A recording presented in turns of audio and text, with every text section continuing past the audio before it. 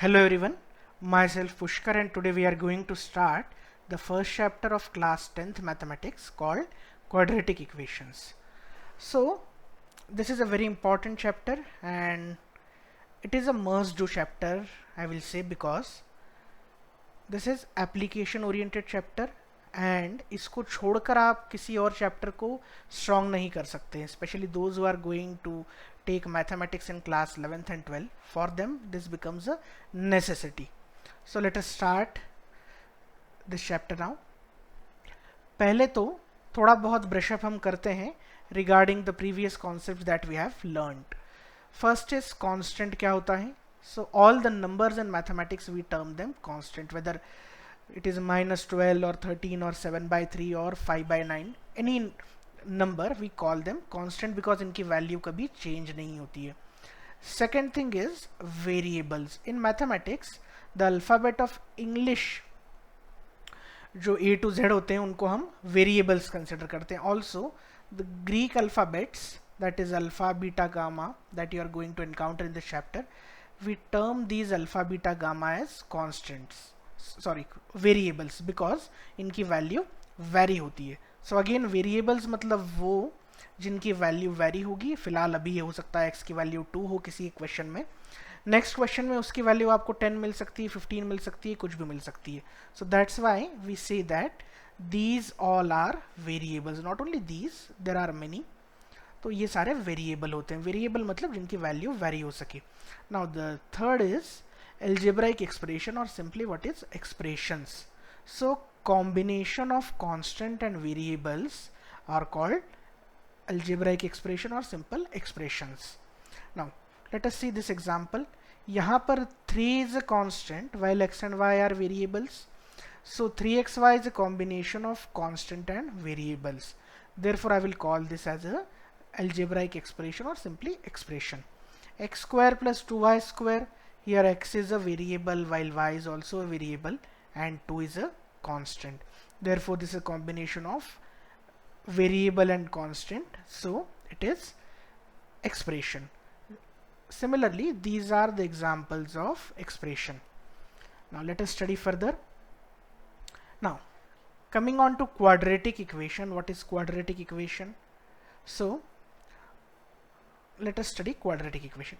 Any equation of the form px equal to 0 where px means a polynomial in x, that is the equation containing px or the equation containing the polynomial will have x as the variable.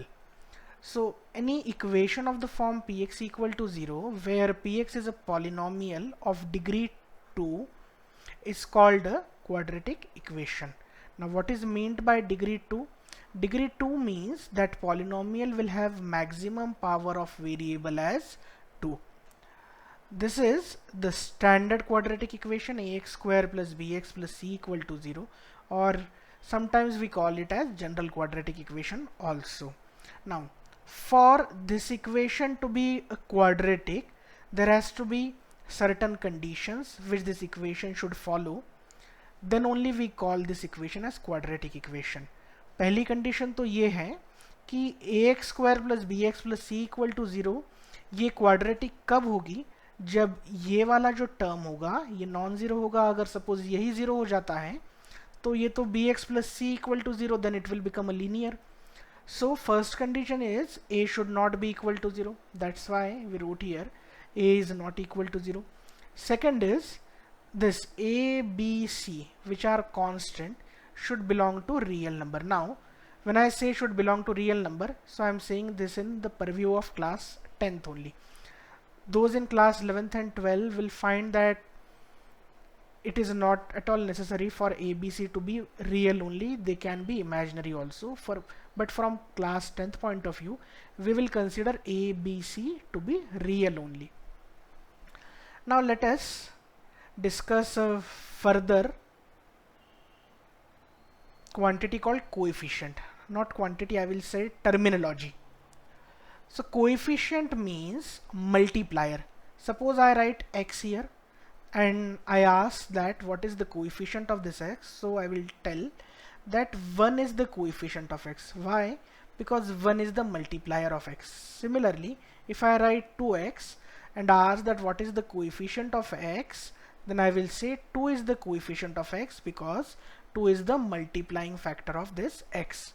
Similarly, if I write 3 by 2 times of x square and ask what is the coefficient of x square, so I will say that 3 by 2 is the coefficient of x square. अब इस equation में देखते हैं ax square plus bx plus c equal to 0 में a is the coefficient of x square, b is the coefficient of x and c is the constant term. So ax square plus bx plus c equal to 0 is a quadratic equation of degree 2.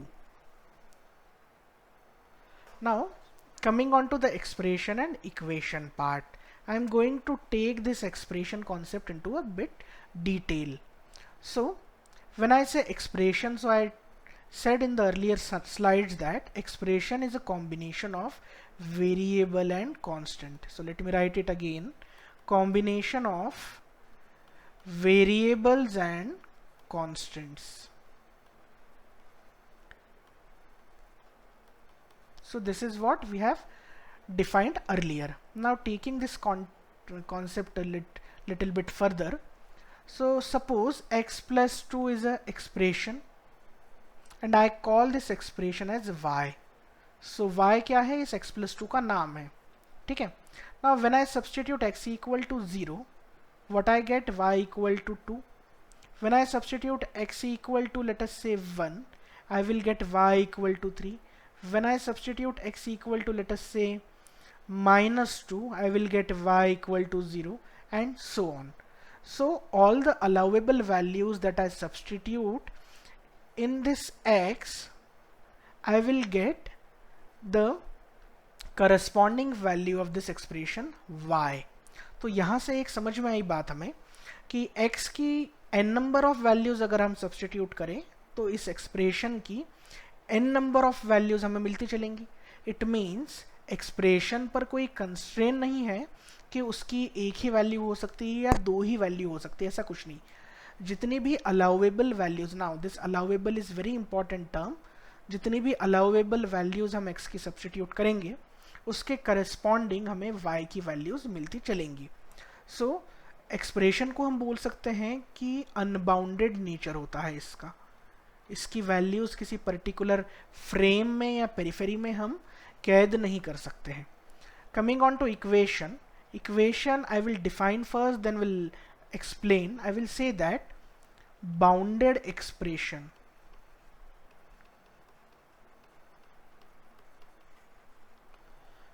is equal to equation. Now when I say bounded expression, तो इसका meaning ये हुआ कि ये तो expression था मेरा, इस एक्सप्रेशन को मैंने बाउंड कर दिया, मतलब एक सर्टन पेरिफेरी में एक रिस्ट्रिक्टेड एरिया में इसको मैं लेकर आ गया. जैसे सपोज व्हेन आई से x प्लस 2 इक्वल टू 0, तो अब मैंने इस x प्लस 2 पहले जो कि पहले एक एक्सप्रेशन था उस पर एक कंडीशन लगा दी कि अब x की वही वैल्यू हम सब्स्टिट्यूट कर सकते हैं जिससे कि x प्लस 2 की वैल्यू 0 आ जाए. सो नाउ x पहले तो अनबाउंडेड था, यहाँ पर हम कुछ भी वैल्यू सब्स्टिट्यूट कर सकते थे, उसकी फर्क नहीं पड़ता था. बट हमें अब सिंस x प्लस 2 0 के इक्विवेलेंट है, इक्वल है रादर, तो हमें x की वो वैल्यू सब्स्टिट्यूट करना होगी जिससे x प्लस 2 0 आ जाए. सो अब वो वैल्यू कौन सी होगी, एक यूनिक होगी which is -2 in this case. So हुआ क्या, एक्सप्रेशन पर एक बंधन लगा दिया हमने, एक बाउंडेशन लगा दिया that your value should lie in this interval और your value should be this only. जैसे यहाँ पर एक यूनिक वैल्यू है single, that's why bounded expression is called equation. Now again बात आती है क्या हर एक इक्वेशन की एक ही वैल्यू होगी क्या? So not at all. ये डिपेंड करेगा उस पॉलिनोमियल की डिग्री पर. जैसे अगर x square plus 7x plus 9 equal to 0, से मैं कोई एक इक्वेशन लेता हूँ, अभी मुझे इसके बारे में और नहीं पता है, बट सिर्फ इतना सा पता है कि ये 2 डिग्री इक्वेशन अगर है और ये पॉलिनोमियल है तो इसकी मैक्सिमम 2 वैल्यूज आ सकती हैं. ठीक है, अगर कोई क्यूबिक इक्वेशन है तो उसकी 3 वैल्यूज, अगर कोई 4th पावर मतलब बाय क्वाड्रेटिक इक्वेशन है तो उसकी 4 value and so on. So the number of values of equation depends upon the highest power that equation possess. Next is quadratic polynomial represents. अब हम क्लास 9th में देखते थे कि x plus y equal to 0 इस तरह की equation, या फिर x प्लस 2 इक्वल टू 0 को सॉल्व करो. This is linear equation in 2 variable, this is linear equation in 1 variable and so on. तो हम देखते थे जब इसको हम प्लॉट करेंगे तो एक स्ट्रेट लाइन आती थी, या फिर ऐसा बोला जाए कि किसी स्ट्रेट लाइन की स्टडी की गई होगी, से स्ट्रेट लाइन की स्टडी की गई एंड उसके बाद इक्वेशन को बनाया गया, तो फिर इस तरह की कोई equation x plus y equal to 0 या x plus 2 equal to 0 type की इक्वेशन हमें मिली होगी. So that's why we say that linear equation represents a straight line. Similarly अगर क्वाड्रेटिक इक्वेशन भी बनी है हमारी, तो वो भी किसी ना किसी ज्योमेट्री को रिप्रेजेंट करती होगी. क्योंकि हम इक्वेशन को ऑप्ट कैसे करते हैं, देखो हम इक्वेशन को ऑप्ट करते हैं किसी मोशन से, किसी ऑब्जेक्ट की मोशन से या फिर किसी ज्योमेट्री से. तो उसी तरह से क्वाड्रेटिक पॉलिनोमियल भी जो बना है एक प्रोजेक्टाइल मोशन की स्टडी करके बना गया है. ठीक है ना. किस तरह से, जैसे यहाँ पर कोई एक पर्सन है, सपोज लेट अस से someone is standing here. Okay, यहाँ से एक कोई बॉल थ्रो करता है, ये इस तरह से, and he is standing on this ground, this is ground. Okay, तो ये बॉल इस तरह से इस डायरेक्शन में जाएगी एंड यहाँ पर आकर कहीं गिर जाएगी. सो नाउ इस मोशन को स्टडी किया गया कि ये किस तरह का मोशन है under gravity. So in physics you will study this is called a projectile motion. जब हम किसी ऑब्जेक्ट को किसी एंगल थीटा से प्रोजेक्ट करते हैं with reference to the horizontal, then that motion is called projectile motion. इस मोशन को जब स्टडी किया गया तो देखा गया कि ये हमेशा मोर और लेस एक ही तरह की ट्रैजेक्टरी को फॉलो करता है. ऐसा हो सकता है कभी आपने अगर बॉल को फ्लैट थ्रो कर दिया तो वो बॉल कहीं कुछ इस तरह से जाएगी. कभी हो सकता है ज़्यादा हाइट के लिए थ्रो किया तो वो बॉल इस तरह से आके यूं गिर जाएगी. But you will see that ये इसी तरह का कर्विलिनियर अप्रोच जो है हमेशा मोशन लेगा. सो इस तरह के मोशन को हमने बोल दिया प्रोजेक्टाइल मोशन, एंड जो ट्रैजेक्टरी बनती है इसको हमने पैराबोलिक ट्रैजेक्टरी बता दिया कि ये तो पैराबोला बनेगा इससे, and this trajectory is called parabolic trajectory. इस मोशन को जब स्टडी किया गया, इस ट्रैजेक्टरी की जो एक इक्वेशन हमने बनाई, तो हमें पता चला कि वो एक क्वाड्रेटिक इक्वेशन आती है. सो वहाँ से क्वाड्रेटिक इक्वेशन का जनरेशन हुआ, इन्वेंशन हुआ. So that's why quadratic polynomial I will say it represents a parabola. हम इसको डिड्यूस करके भी देखेंगे कि किस तरह से, अभी तो मैंने बता दिया, but will deduce also that quadratic equation represents a parabola. Quadratic polynomial जो होता है वो एक पैराबोला को रिप्रेजेंट करता है. So now why parabola, parabola ही क्यों, हमें कैसे पता चला. So let us consider this standard quadratic polynomial ax square plus bx plus c. I call this polynomial y equal to ax. इस polynomial का नाम दे दिया इस expression का y. Now देखो इस polynomial को अगर हम देखें, so this is linear वाला part and this is quadratic वाला part. मतलब अगर इस part को मैं हटा दूं, इस part को, so ये अगर एंड इसी को हम अगर प्लॉट करें सिर्फ, so ये तो linear वाला part हो जाएगा. सो अगर ये क्वाड्रेटिक पॉलिनोमियल एक पैराबोला बनता है तो उसका रीज़न सिर्फ यही होगा, ये तो उसमें कोई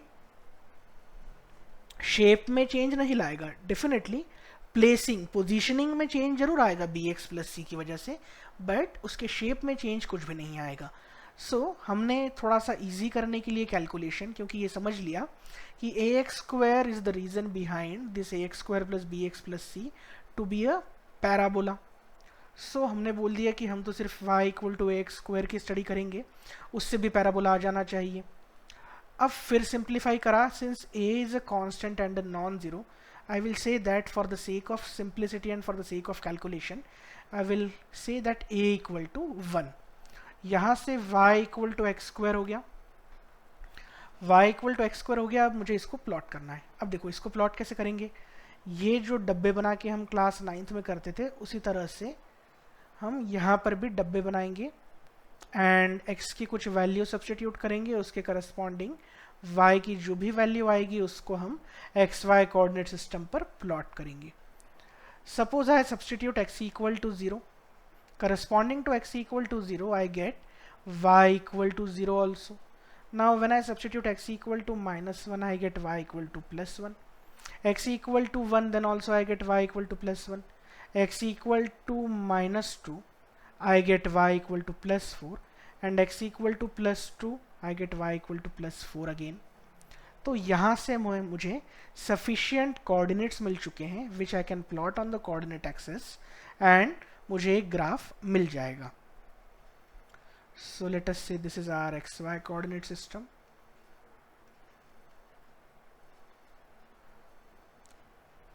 This is our origin. This is y axis, this is x axis. अब हमें यहाँ पर प्लॉट करना है. First is 0,0, so this will be 0,0. ये ओरिजिन हो गया. Second will be -1, +1. Let us से -1 कहीं यहाँ पर है एंड उसके करस्पॉन्डिंग +1 मतलब कहीं यहाँ पर होगा. So this point is -1, +1. Third is 1,1, so if 1 is here then again +1 तो यही है. So this point corresponds to 1,1. Then -2, +4. So this is -2 since this was -1. So -2, +4, if this is 1 then this is 2, 3 and 4. कहीं यहाँ पर हम consider कर लेते हैं क्या this is +4. So this is -2, 4. Similarly 2, 4, अगर 2 कहीं यहाँ पर कंसिडर करें हम, 4 तो ऑलरेडी लोकेटेड ही है. So this point becomes 2, 4. सारे के सारे point we have located on the coordinate axis. Let us join them and then see which figure we deduce. 1, 2, 3, 4 and 5. These 5 points we have plotted. तो देखो इसको यहाँ से मैं इस तरह से स्मूथली लाऊँ तो इस तरह से आ रहा है. फिर इसको यहाँ से अगर स्मूथली लाएं तो कुछ इस तरह से आ रहा है. अगेन इसको अगर फर्दर मैं ऊपर भी लाना चाहूँ तो कुछ इस तरह से जाएगा. ये यहाँ पर भी further it will go like this, तो बनता चलेगा वो इस तरह से. ओके, सो अब मैं यहाँ पर बना रहा हूँ तो इस तरह से कुछ ग्राफ बना है मेरा and this graph is called parabola. पूरे के पूरे चैप्टर में इधर we will find this type of graph and we call that open upwards, or this type of graph and we call that open downwards. So ये पूरा का पूरा even in class 11th and 12th in quadratic equation chapter you will find these two types of graph only. ये upward opening and this is downward opening. तो यहाँ से हमने deduce कर लिया कि quadratic polynomial जो है एक पैराबोला को ही रिप्रेजेंट करता है. तो अब ये क्वेश्चन नहीं आना चाहिए कि क्वाड्रेटिक पैराबोला को ही रिप्रेजेंट क्यों करता है. Now methods of solving quadratic equation. Methods of solving quadratic equation में first method that we are going to consider is method of factorisation. Second is by converting the equation into perfect square, not perfection, perfect square. Third one is with the help of formula, जो कि quadratic formula होता है, Shridharacharya formula, जिसको हम deduce भी करेंगे, उसको हम डिराइव करेंगे. So these are the 3 methods that we are going to discuss to solve any quadratic equation. चलो, अब before going into the solution of quadratic equation, let us start with very basic. Find ABC of the following. Now x square plus 3x plus 9 equal to 0 आपको दे दिया गया है and you were asked to find ABC. So since this is a quadratic equation, सबसे पहले तो ये देखना चाहिए whether this is in the form of ax square plus bx plus c equal to 0 or not. If it is so, then we will compare this with the standard quadratic equation. Standard quadratic equation क्या होती है? A x square plus b x plus c equal to 0। तो जब हम compare करेंगे तो ए के place पर क्या लिखा हुआ है? यहाँ पर कुछ नहीं, मतलब 1 तो है ही। अगर 1 है तो हम ए को बोल देंगे इट इज़ 1। बी एक्स मतलब 3x, तो b के प्लेस पर क्या लिखा है? 3। This is called comparing the coefficients. c constant है, कांस्टेंट यहाँ पर कौन है? 9, सो c is 9।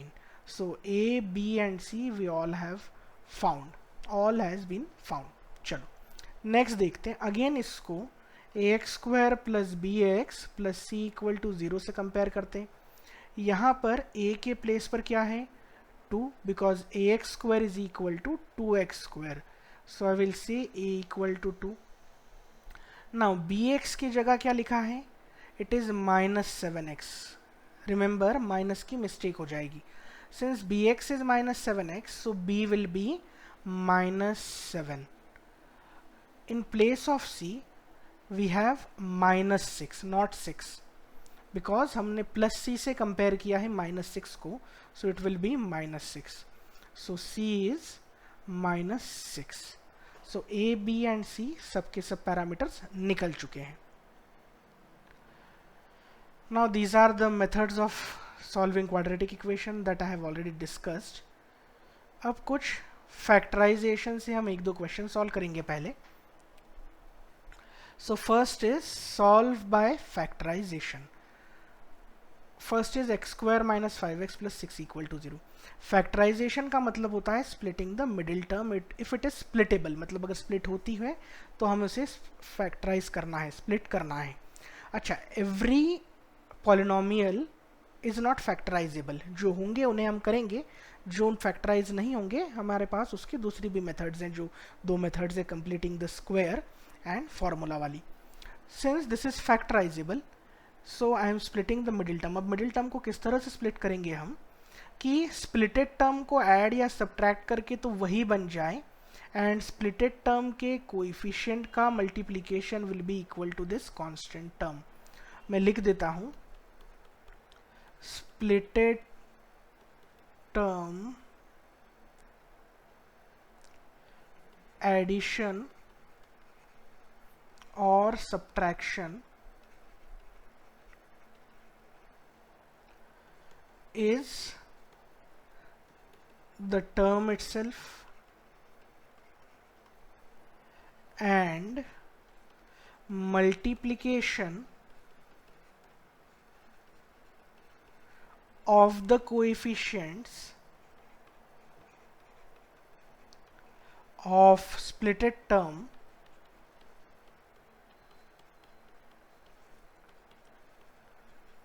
this is equal to constant term. Now ये रूल है फैक्टराइजेशन का। तो x square minus 5x plus 6 equal to 0 को अगेन हम लिख लेते हैं यहाँ पर अगर मैं इसको तो एज इट इज लिखूंगा, -5x को अगर मैं -3x माइनस 2x लिखूं तो देखो -3x माइनस 2x तो अगेन -5x हो गया, एंड -3 मल्टीप्लाइड बाय -2, क्योंकि कोएफिशिएंट का मल्टीप्लिकेशन कांस्टेंट टर्म के बराबर आना चाहिए। सो -3 इंटू -2 विल बी +6। तो हम इस तरह से इसको स्प्लिट कर सकते हैं। यहाँ से एक्स स्क्वायर माइनस 3x में से x कॉमन ले लेते हैं तो बचेगा x माइनस 3। -2x प्लस 6 में से अगर मैं -2 कॉमन लूँ, मतलब कॉमन लेने का मतलब होता है डिवाइड करना, तो यहाँ पर x बचेगा, 6 को -2 से डिवाइड करेंगे तो -3 बचेगा। नाउ यहाँ पर देखो x -3 यहाँ पर भी है, यहाँ पर भी है, सो x -3 will be taken common. बचेगा क्या? x -2। अब इन दोनों का प्रोडक्ट इक्वल टू 0। यहाँ पर बहुत इंपॉर्टेंट स्टेटमेंट है जो that I am going to just state now. Multiplication of two quantities is equal to 0 when either of them equal to 0। now this is the necessary and sufficient condition। अगर दो quantities हैं तो उनका product 0 किस condition में हो सकता है? तो उसकी सफिशिएंट कंडीशन ये है कि कोई एक 0 हो जाए। दोनों अगर हो गई तो 0 होना ही है, बट कोई एक भी अगर हो जाए फिर भी 0 ही होगा मल्टीप्लिकेशन। सो यहाँ पर मिस्टेक हो जाती है. So I will say x minus 3 0 हो जाए और x माइनस 2 0 हो जाए, दोनों में से कोई भी 0 हो जाए, फिर भी दोनों का प्रोडक्ट 0 ही होगा. सो x इक्वल टू 3 और x इक्वल टू 2.